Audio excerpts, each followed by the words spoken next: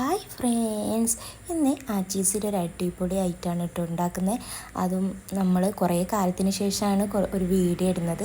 അപ്പോൾ ഇത് 4 മണിക്കൊക്കെ കഴിക്കാൻ പറ്റിയൊരു ഓംപ്ലേറ്റാണ് കേട്ടോ. ചോറിൻ്റെ കൂടിയും കഴിക്കാൻ പറ്റിയ. അപ്പോൾ ഇതുപോലെ ഒരു ബ്ലൗൾ എടുക്കുക, എന്നിട്ട് അതിലേക്ക് ഒരു മുട്ട പൊട്ടി ഒഴിക്കുക കേട്ടോ. എന്നിട്ട് ഒന്ന് നല്ലോണം മിക്സ് ചെയ്തെടുക്കാവേ. എന്നിട്ട് അതിലേക്ക് ഒന്നും ചേർക്കേണ്ട ആവശ്യമില്ല, അതൊന്ന് മാറ്റി വെക്കുക.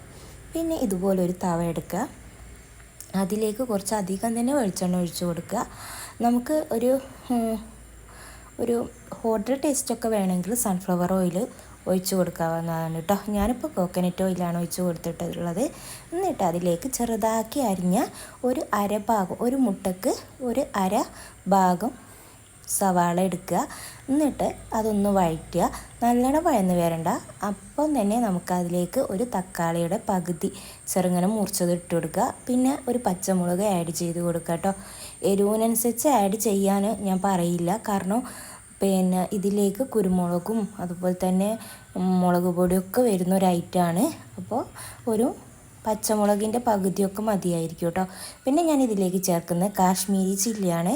മറ്റേ സാധാ മുളക് പൊടി ചേർക്കുമ്പോൾ എരി കൂടിപ്പോവും, അതുകൊണ്ട് ഞാൻ കാശ്മീരി ചില്ലി ചേർത്തു. എന്നിട്ട് കുറച്ച് ഉപ്പും കൂടി ചേർത്ത് നല്ലോണം ഒന്ന് വഴറ്റിയെടുക്കുന്നുണ്ട് കേട്ടോ. എന്നിട്ട് അതിലേക്ക് നമ്മൾ മിക്സാക്കി വെച്ച മുട്ട ഉണ്ടല്ലോ, അതൊന്ന് ഒഴിച്ചു കൊടുത്ത് അത് എല്ലാ ഭാഗത്തേക്കും ഒന്ന് ആക്കി കൊടുക്കുക കേട്ടോ. അപ്പോൾ സ്പൂണും കൊണ്ടാക്കാൻ പറ്റുന്നില്ലെങ്കിൽ ഒന്ന് തവ എടുത്ത് ഇതുപോലെ പൊക്കി എല്ലാ ഭാഗത്തേക്കൊന്ന് തിരിച്ചു മറിച്ചു ആക്കിയാൽ നമുക്ക് ഇത് റെഡിയാക്കി കിട്ടും. അപ്പോൾ ഇത് ഒന്ന് ചെറുതായിട്ടൊന്ന് കുക്കായി വരുമ്പോൾ നമുക്ക് ഇതിലേക്ക് കുറച്ച് കുരുമുളകിൻ്റെ പൊടിയും കൂടി ആഡ് ചെയ്യാം. ഇത് ഇഷ്ടപ്പെടുന്നവർക്കില്ലേ, ഇഷ്ടമുള്ളവർക്ക് ഭയങ്കരമായിട്ട് ഇഷ്ടപ്പെടുന്ന ഒരു ഓംപ്ലേറ്റാണ്. എന്നിട്ട് ഒരു 2 മിനിറ്റ് കഴിയുമ്പോൾ നമുക്ക് ഇതുപോലെ ഒന്ന് മറിച്ചിടേണ്ട ആവശ്യമില്ല, ഇതുപോലെ ഒന്ന് റെഡിയാക്കി എടുക്കാവുന്നതാണ്.